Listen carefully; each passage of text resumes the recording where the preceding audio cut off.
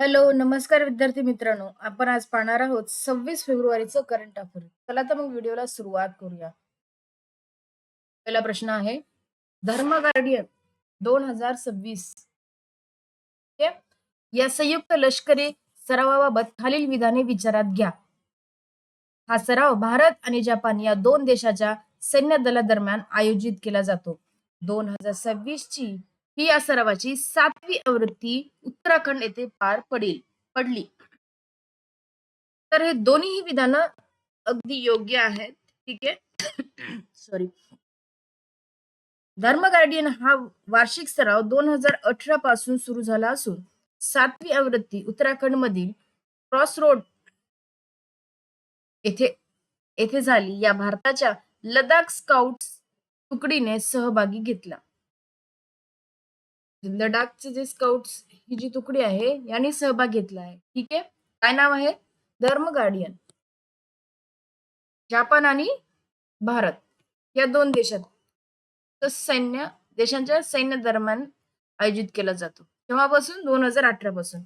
पुढचा प्रश्न, नीती आयोगाच्या हंगामी सीईओ पदी कोणाची नियुक्ती झाली आहे?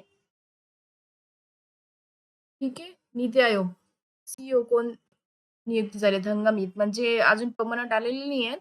पहिले जे होते त्यांचा कार्यकाल संपला आहे. निधी छिब्बर ह्या आहेत. 1994च्या बॅचच्या IAS अधिकारी निधी छिब्बर यांची नियुक्ती करण्यात आली आहे. त्यांनी BVR सुब्रमण्यम यांची जागा घेतली आहे. 24 फेब्रुवारी रोजी यांचा कार्यकाळ संपला आहे सुब्रमण्यम यांचा. त्यांच्या जागेवर निधी छिब्बर हे आल्या आहेत. त्या हंगामी आहेत, मग नंतर येतील अजून. ASQ पुरस्कार 2025 मध्ये बेस्ट एअरपोर्ट फॉर डिपार्चर हा बहुमान कोणत्या विमानतळाला मिळाला आहे? Best airport for departures Yesu पुरस्कार 2025. तर हा भेटला आहे छत्रपती शिवाजी महाराज आंतरराष्ट्रीय विमानतळ मुंबई. ठीक आहे.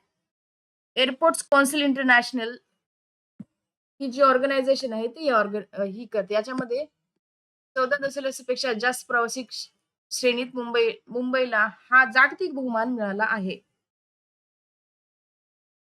पुढचा प्रश्न, राष्ट्राचे म्हणजे युएनचे संयुक्त राष्ट्रांनी global champion for the road safety global champion for the road safety म्हणून कोणाची निवड केली आहे? त्याचं उत्तर आहे सचिन तेंडुलकर. 2030 पर्यंत रस्ते अपघातातील मृत्यू 50% कमी करण्यासाठी युएनचे लक्ष आहे. भारतात हा उपक्रम राजस्थान, केरळ, तामिळनाडू आणि आसाममध्ये राबविला जात आहे. आणि ब्रँड अँबॅसेडर कोण केलं आहे याला global champion for the road safety म्हणून?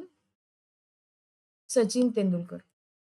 पुढचा प्रश्न, पर्यटन व्हिजन 2029 अंतर्गत केंद्र सरकारने कोणते महत्वाचे लक्ष ठेवले आहे? ठीक आहे. प्रत्येक राज्यात किमान एक जागतिक दर्जाचे पर्यटन स्थळ. काय ठेवलेलं आहे त्याचं लक्ष? प्रत्येक राज्यात किमान एक जागतिक दर्जाचे पर्यटन स्थळ. पर्यटन नेतृत्व शिखर संमेलन 2026 मध्ये उपराष्ट्रपतींनी स्पष्ट केल्यानुसार 2029 पर्यंत प्रत्येक राज्यात एक याप्रमाणे देशात जवळपास 50 जागतिक दर्जाचे स्थळ विकसित केले जातील. पुढचा प्रश्न, ग्लोबल AI ब्रेन रेस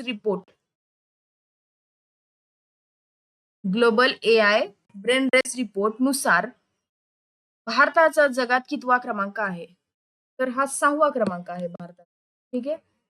या अहवालात अमेरिका प्रथम क्रमांकावर असून भारत 6व्या स्थानी आहे. टॅलेंट्स मध्ये भारत पुढे असला तरीही लक्षात असू द्या, टॅलेंट्स मध्ये भारत पुढे असला तरीही पायाभूत सुविधांमध्ये सुधारणेची गरज असल्याने या अहवालात नमूद केलं आहे. म्हणजे इंडियामध्ये टॅलेंट आहे पण इन्फ्रास्ट्रक्चर फॅसिलिटीज नसल्यामुळे आपण मागे पडलो आहेत असं या अहवालात सांगण्यात आलं आहे. तर आपला नंबर कितवा आहे? 6वा. प्रश्न 7वा, 7व्या आशियाई आर्थिक संवाद आहे हा 7वा 2026 आयोजन कोणत्या शहरात करण्यात आला आहे? ठीक आहे. 7वा आशियाई आर्थिक संवाद AED. याचं उत्तर आहे पुणे. पुण्यामध्ये केला आहे. परराष्ट्र मंत्रालय आणि पुणे इंटरनॅशनल सेंटर PIC यांच्या द्वारे आयोजित या परिषदेची theme Jio economics beyond the globalisation अशी होती. काय होती theme? Jio economics beyond the globalisation. कुठे आयोजित केलं? पुण्याला. की तो होता 7वा. पुढचा प्रश्न, आरबीआयचे दुसरे हाय सिक्विसिट डेटा सेंटर. कुठले डेटा सेंटर? आरबीआयचे दुसरे डेटा सेंटर. लक्षात असू द्या, हे दुसरे आहे. म्हणजे ऑलरेडी पहिले एक आहे हाय सिक्युरिटी. कोणत्या शहरात स्थापन करण्यात आलं आहे? तर याचं उत्तर आहे भुवनेश्वर. आरबीआयचे पहिले सेंटर हर घर नवी मुंबई. बघा, नवी मुंबई आपल्या महाराष्ट्रात आहे आरबीआयचं पहिलं डेटा सेंटर. दुसरे सेंटर भुवनेश्वर, ओडिशा. ओडिशामध्ये दुसरं सेंटर येथे हे केलेलं आहे त्यांनी स्थापन केलेलं आहे.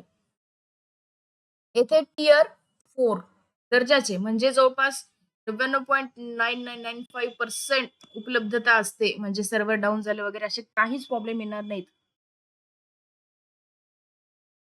याचं हे सर्टिफिकेशन आहे टियर 4 म्हणून. पहिले कुठे आहे? खारघरला, नवी मुंबई. दुसरं भुवनेश्वरला. आरबीआयची स्थापना कधी झाली आहे? 1935. आरबीआय ऍक्ट 1934 नुसार. ठीक आहे. आरबीआयचे सध्याचे कोण आहेत? संजय मल्होत्रा. पहिले कोण होते? पहिले महाराष्ट्रीयन सी.डी. देशमुख. भारतीय होते सी.डी. देशमुख, पहिले भारतीय. पुढचा प्रश्न, देशातील पहिले जातीमुक्त म्हणजे कास्ट फ्री म्हणून घोषित झालेले सोंदाळा हे गाव कोणत्या राज्यात आहेत? लक्षात असू द्या, अतिशय महत्वाचा प्रश्न आहे हा. तर हे आहे महाराष्ट्रात. महाराष्ट्रातील सोंदाळा गावातील ग्रामस्थांनी आडनाव न वापरण्याचा आणि मानवता ही जात मानण्याचा क्रांतिकारी निर्णय घेतला आहे. गावाचं नाव लक्षात असू द्या. ठीक आहे. पुढचा प्रश्न आहे, नेसेट ही कोणत्या देशाची संसद असून तिला संबोधित करणारे नरेंद्र मोदी हे पहिले भारतीय पंतप्रधान ठरले आहेत? नेसेट ही कोणत्या देशाची संसद आहे? तर ही आहे इस्रायलची. सध्या इस्रायलला गेले आहेत मोदीजी. फेब्रुवारी 2026 मधील दौऱ्यात पीएम मोदी यांनी इस्रायलच्या नेसेट या 120 सदस्य संख्या असलेल्या संसदेला संबोधित केले. मागच्या वेळेस कधी 2018 मध्ये गेले होते, त्याच्यानंतर या दुसरा दौरा आहे आपल्या मोदीजींचा इस्रायलचा. थँक्यू. तुम्हाला हा व्हिडिओ कसा वाटला कमेंट बॉक्समध्ये नक्की सांगा आणि अशाच डेली अपडेट्ससाठी आपल्या चॅनलला नक्की सबस्क्राईब करा. भेटूया पुढच्या व्हिडिओमध्ये. थँक्यू.